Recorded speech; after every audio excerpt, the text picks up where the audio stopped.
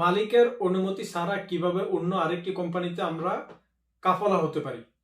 অর্থাৎ আমি একটি কোম্পানির অধীনে আসছি, সেই কোম্পানির সাথে আমার বোঝাপড়া হচ্ছে না বা আমার স্যালারি ঠিক মতো পাচ্ছি না বা নানান ইস্যুর কারণে আমি আর একটু বেটার একটি জব অফার লেটার পাইছি, আমি চাইতেছি যে আর একটু ভালো জায়গাতে যাইতে। তো আমাদের করণীয় কি, কোন পদ্ধতির মাধ্যমে আমরা এটি করতে পারি? প্রিয় ভাইয়েরা, যারা নতুন প্রবাসী, পুরাতন অলমোস্ট সবাই এই আইনগুলো জানে, কিন্তু আমার নতুন প্রবাসী ভাইয়েরা এই সমস্ত বিষয়ে দ্বিধাদ্বন্দ্ব রয়েছে। সো আজকের এই ভিডিওর ভিতরে আমি আপনাদেরকে সহজভাবে বুঝাইবো এবং খুবই অথেন্টিক তথ্য দিব, যেই তথ্যের ভিত্তিতে আপনারা কেউ ক্ষতিগ্রস্ত হবেন না। আমি প্রথমে এই বিষয়টি ক্লিয়ার করে নিই। এই যে কফিলের অনুমতি ছাড়া অন্য কোম্পানিতে যাওয়া যায়, এই নিয়ে শত শত ভিডিও আপনারা ইউটিউবে পেয়ে যাবেন। এরকম একটা ইউটিউবার আছে যার সাবস্ক্রাইবার সংখ্যা অনেক বেশি। সে এত পরিমাণ ভুলভাল তথ্য দেয়, ওর জন্য হাজার হাজার প্রবাসীরা অবৈধ হয়েছে এবং তারই ভুক্তভোগী আমি কয়েকজনকে চিনি।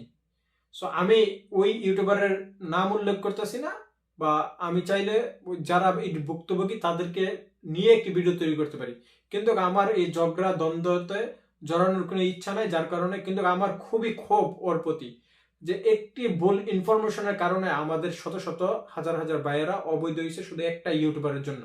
তাই কাজেই আপনারা সব জিনিস ইউটিউবের উপরে নির্ভরশীল হবেন না। অনেকেই নিজের মুনাফা অর্জন করার জন্য যে ধরনের ভিডিও পাবলিক দেখবে, ওই ধরনের টপিকের উপরে ভুলভাল তথ্য দিয়ে ভিডিও তৈরি করে রেখে দিবে। আপনারা সাবস্ক্রাইবার সংখ্যা যতই বেশি দেখেন, মনে করবেন যে না, সঠিক তথ্য দিতেছে।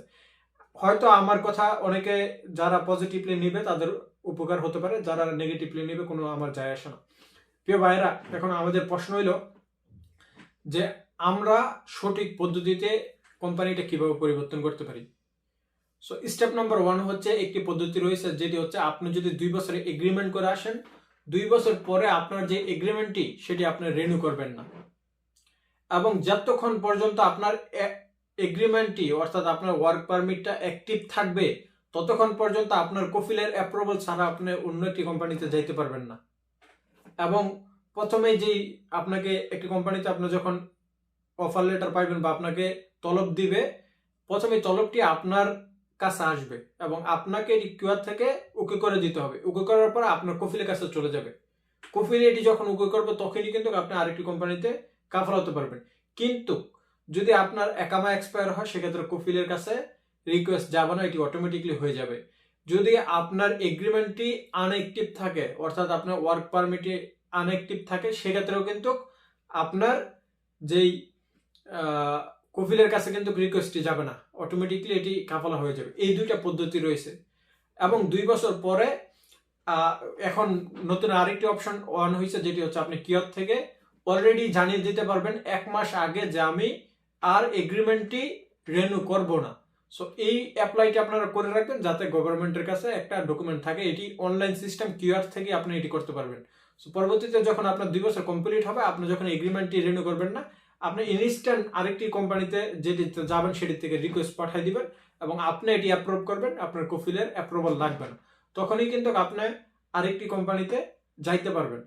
আদারওয়াইজ আপনি কোনো চেষ্টা করে আপনার ওয়ার্ক পারমিট যতক্ষণ পর্যন্ত থাকবে, আপনার যে এগ্রিমেন্টটা অ্যাক্টিভ থাকবে, ততক্ষণ পর্যন্ত কিন্তু আপনি শত চেষ্টা করলেও যেতে পারবেন না কফিলের পারমিশন ছাড়া। সো আপনারা এই ইউটিউবার ওই ইউটিউবারের ভিডিও দেখে অযথায় সিদ্ধান্ত নেবেন না। 2 বছরের যদি আপনি এসে থাকেন, 2 বছরের কমে এগ্রিমেন্ট শেষ করার আগে আপনার যাওয়া কোনোভাবেই এটি রিগালি পদ্ধতিতে আপনি যেতে পারবেন না, গিয়ে বৈধতা থাকতে পারবেন না। হয়তো আপনার কফিলে আপনাকে অবৈধ করে দিবে বা নানান ধরনের আপনার ঝামেলা হতে পারে। সো সিদ্ধান্ত নেওয়ার আগে একটু বুঝে শুনে নেবেন।